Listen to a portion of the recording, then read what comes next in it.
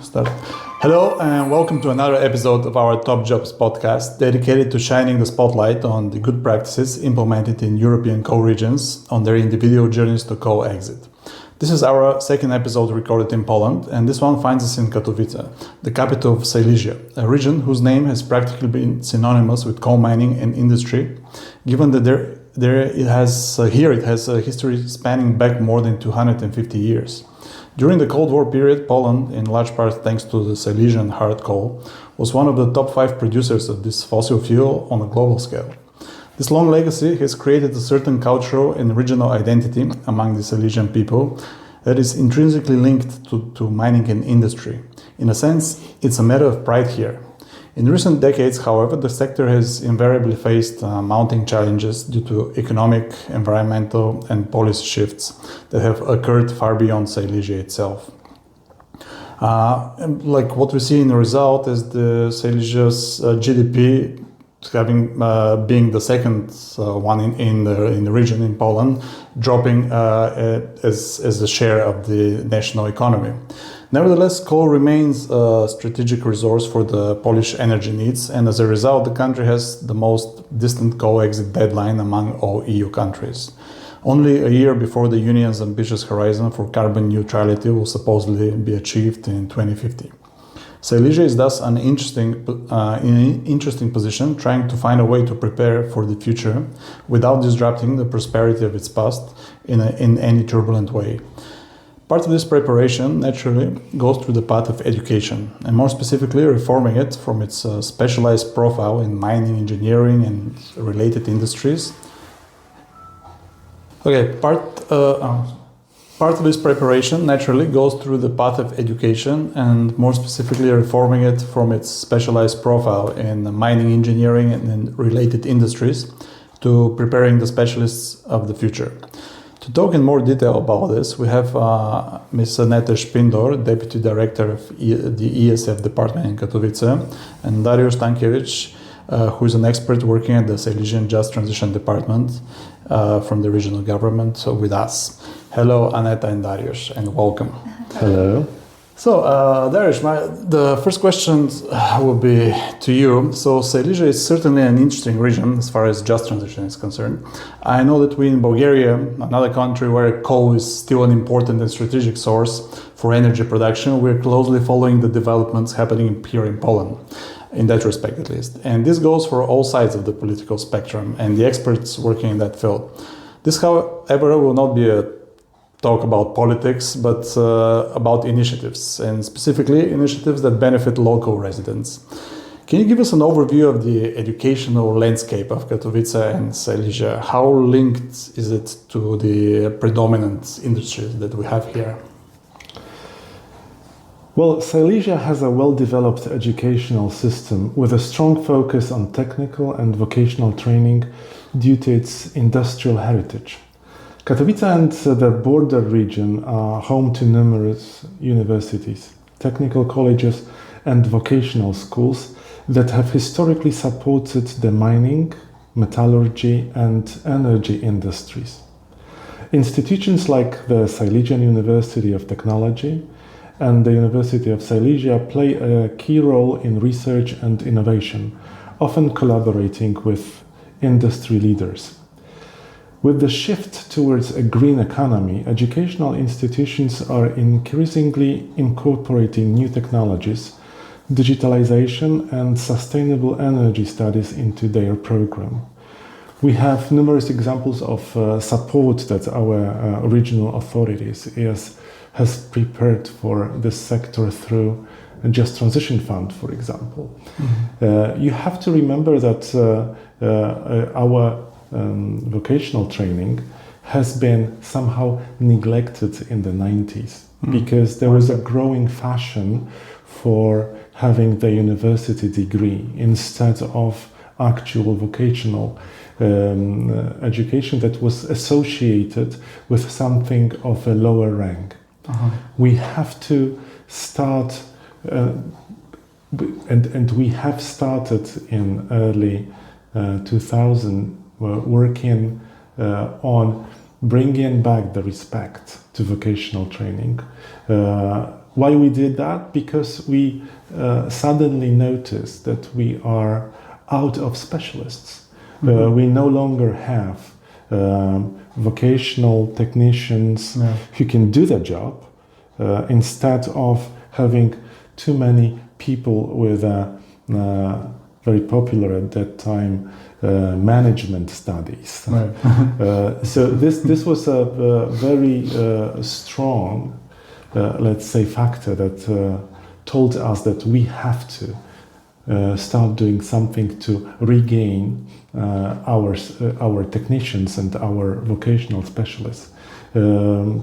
Also, an interesting and important factor was that when we joined the European Union in 2004, a lot of skilled people left Poland and started working in Great Britain, France, Germany. Germany maybe later because they opened the labor market a little bit later to our workers.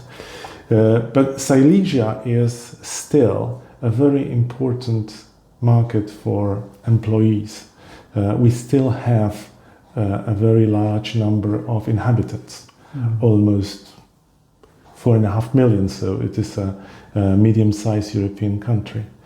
And based on the diagnosis that we developed for the Just Transition Fund and for our strategy Silesia 2030, we want to focus on those areas that bring innovation and will give perspective for young people to get appropriate jobs for the future. Right.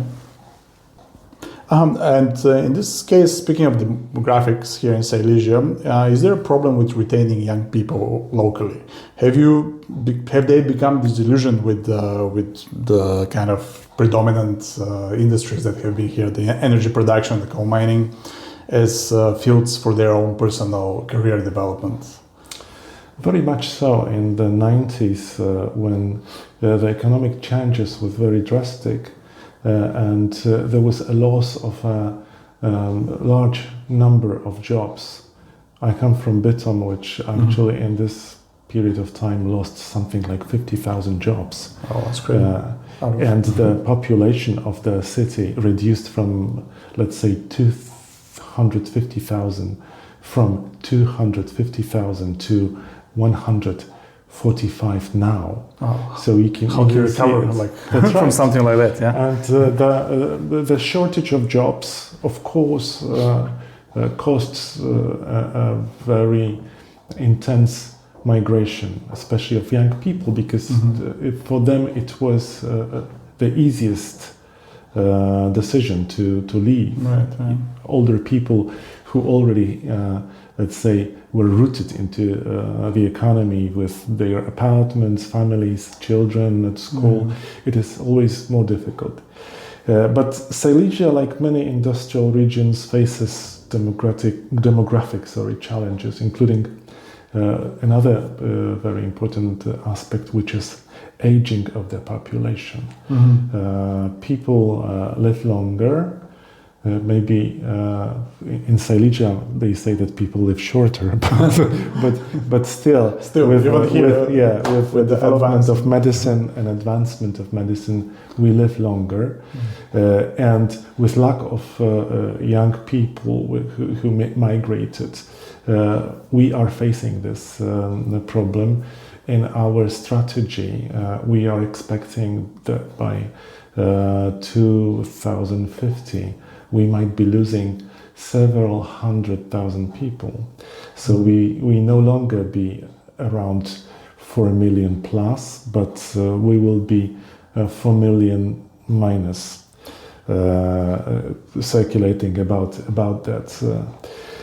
Many people seek better career opportunities, but it is slowly changing, I would say, because we had a very difficult times between, let's say, 1995 to maybe 2015. But then the economy and the investment that have been done before, throughout all this period, from the beginning of the great reforms in the beginning of the 90s, they started to bring fruits. And especially in Silesia, because we have, as I said, a lot of people, we have a lot of companies. Just yesterday I mentioned more than 500,000 companies being registered in our region. Okay. So yes, and having, as you just reminded us here, that our GDP is the second one in the country. So these things start to attract both business investors. And there is a great job that a special economic zone has been doing for a number of years, for attracting investments and developing business. With recent turmoil in economic environment that was caused by the war in Ukraine, this actually acted two-way, and at some point it was, of course, disastrous, like every war. But on the other hand, with Ukrainians coming to Poland, we really had this like a fresh wave of demographic boost, a little bit. A little bit, yes, and we this is what we are looking for in the future. And then we arrived to our current decade, 2020s, and the just transition era or period, let's say. So, and this has entered into play now, and we have. I know you're familiar with the the territorial just transition plan of Silesia, and has it in that plan has there been any space prepared specifically dedicated with regards to education, to the development of education funding for training, reskilling of local people, youth, plant workers, power plant workers, or just the general population? Very much so. The whole purpose of the Just Transition Fund is quite often confused. People think that it's the investment into the industry hardware. Yeah. And this is not. Just Transition Fund is to help communities, help individual people, as the name is saying, transit from one point to another, from the point of the required change to the destination. Yeah. That's why actually we can say that a majority of activities that we included into the Just Transition Plan, they serve the purpose of creating conditions for people to arrive at, and creating opportunities to give them what they need to get from this point to another. That's why we have planned a lot of reskilling and upskilling programs, but not only in a professional way, which is actually a major focus, but also we want those people to get this mental change. Because we assume that the transition from coal economy to the new economy first of all requires this mental change to break the barriers that keep people behind.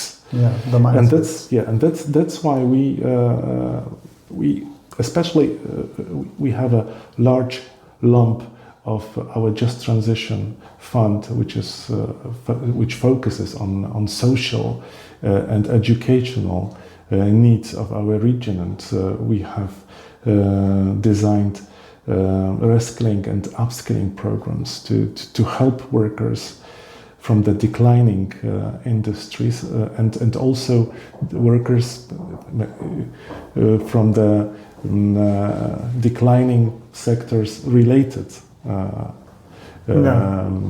Let's say sectors to do the transition. So we have programs to develop new vocational and technical skills with people. We also want to focus the need of lifelong education that is necessary, and we have been promoting it for years actually. But now we can see it is really growing the need for awareness to study throughout your life, because you don't know when you are going to work in a couple of years. Yeah. We also want to strengthen the cooperation between business and education institutions, schools, and because it also has been a lifelong problem how to combine those two. Yeah. Employers need specialists, and schools are not very flexible, not that flexible in adjusting to that. So they need help.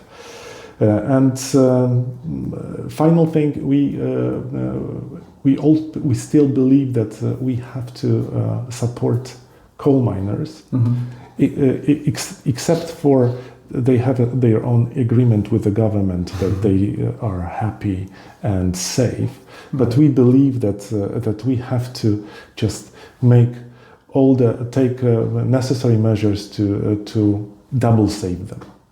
In terms of when qualifications, and maybe that in a way that they feel prepared for what's to come next.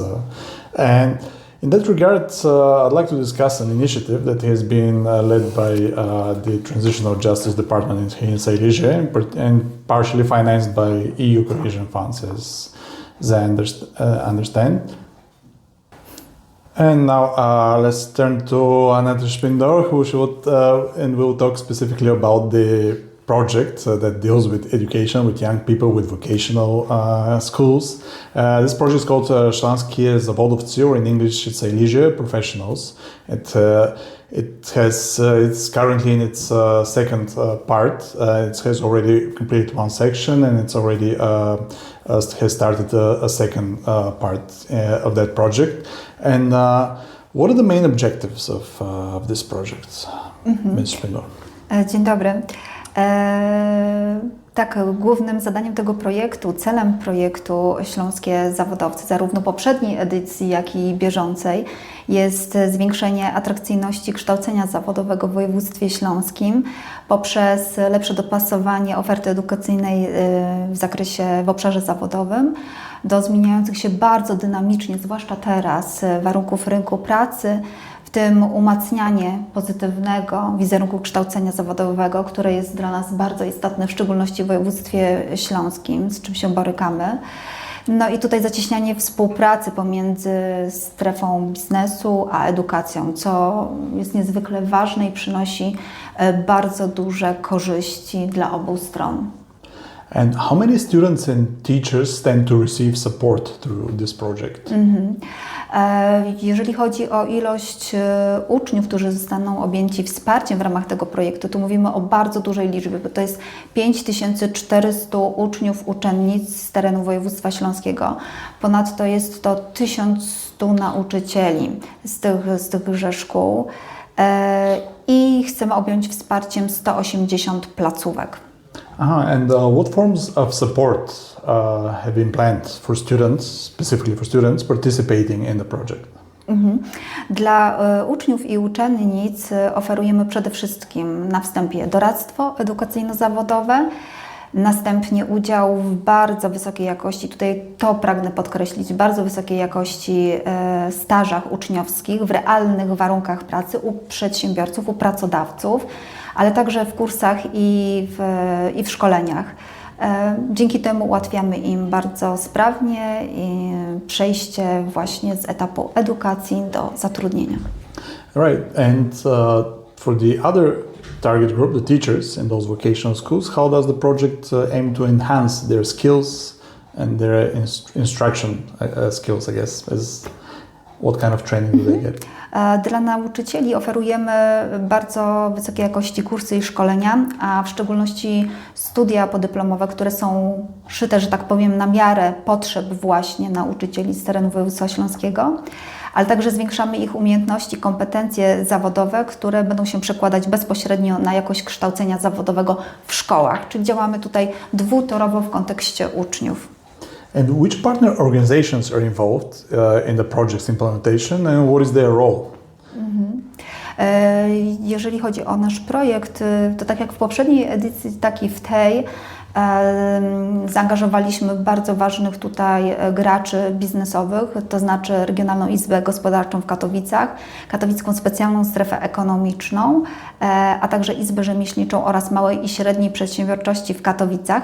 A oprócz tego z racji doświadczenia bazującego na poprzedniej edycji projektu zaangażowaliśmy również partnera uczelnianego, czyli Akademię Górnośląską imienia Wojciecha Korfantego w Katowicach po to, żeby jak najbardziej kompleksowo wspierać tutaj kształcenie zawodowe.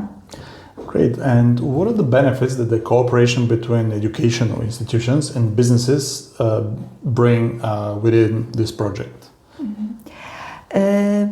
To przede wszystkim musimy tutaj wspomnieć z pewnością o budowaniu bardzo dobrej oferty edukacyjnej, uwzględniającej występowanie.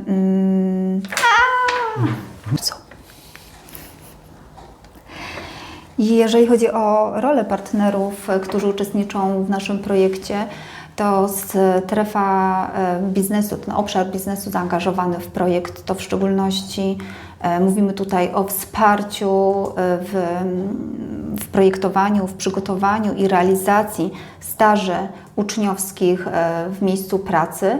Natomiast jeżeli chodzi o Akademię Górnośląską, to budowanie oferty edukacyjnej szkół o profilu zawodowym, a także studia podyplomowe dla nauczycieli z tychże placówek. And can you tell me what benefits does the cooperation between educational institutions and businesses bring within this project? Dla szkół o profilu zawodowym z pewnością możemy tutaj powiedzieć o tym, że budowana jest w ramach projektu bardzo atrakcyjna oferta edukacyjna, która uwzględnia występujące uwarunkowania wpływające na jej atrakcyjność, czyli tutaj uwarunkowania rynku pracy, a także budowanie bardzo trwałej i efektywnej współpracy z przedsiębiorcami w regionie. I tutaj możemy o tym mówić, jeżeli chodzi o szkoły, o korzyści dla nich. Natomiast dla pracodawców w dłuższej perspektywie czasowej jest to na pewno dostęp do bardzo dobrze wykwalifikowanych nowych pracowników, czyli mam tutaj na myśli uczniów, którzy uczestniczą w projekcie, ale także podtrzymywanie pozytywnego wizerunku kształcenia zawodowego w celu zbudowania jak najbardziej atrakcyjnej ścieżki edukacyjnej opartej na dobrej jakości kształcenia ogólnego oraz wysokiej jakości kształcenia w zawodzie poprzez właśnie organizację cyklicznych wydarzeń, takich jak na przykład Festiwal Zawodowca, czy też warsztatów krajowych i wizyt studyjnych do partnerskich tutaj krajów. No i oczywiście podnoszenie jakości kształcenia zawodowego w regionie celem dostosowania go do aktualnych wyzwań, czyli do obecnej gospodarki, która się kształtuje w Europie. And are there any specific industries or sectors that the project focuses on? Nie skupiamy się na konkretnych sektorach czy branżach gospodarki, ponieważ jesteśmy tutaj bardzo mocno otwarci na rynek pracy i to, co w chwili obecnej się kształtuje, więc nie chcemy w żaden sposób zamykać się. Mamy na tyle dużo zaangażowanych przedsiębiorców poprzez naszych partnerów, że ten sektor jest bardzo szeroki i zróżnicowany, więc nie zawężamy się do jednego czy dwóch obszarów. Jesteśmy tutaj bardzo elastyczni i otwarci. And now let's tell me more about the criteria that you consider when selecting students and teachers to participate, who would like to participate in this project. Nie było szczególnych kryteriów, którymi mielibyśmy się posługiwać przy wyborze uczniów. Po prostu projekt jest realizowany na terenie województwa śląskiego, więc uczniowie pochodzą z terenu województwa śląskiego, uczą się na terenie województwa śląskiego i to jest jedynym jakby ważnym z kryteriów. Najważniejsze jest to też, żeby dana szkoła chciała po prostu przystąpić do realizacji projektu i to były główne czynniki, którymi się posługiwaliśmy przy wyborze szkół i uczniów i nauczycieli. And the project, how does it monitor and assess its effectiveness?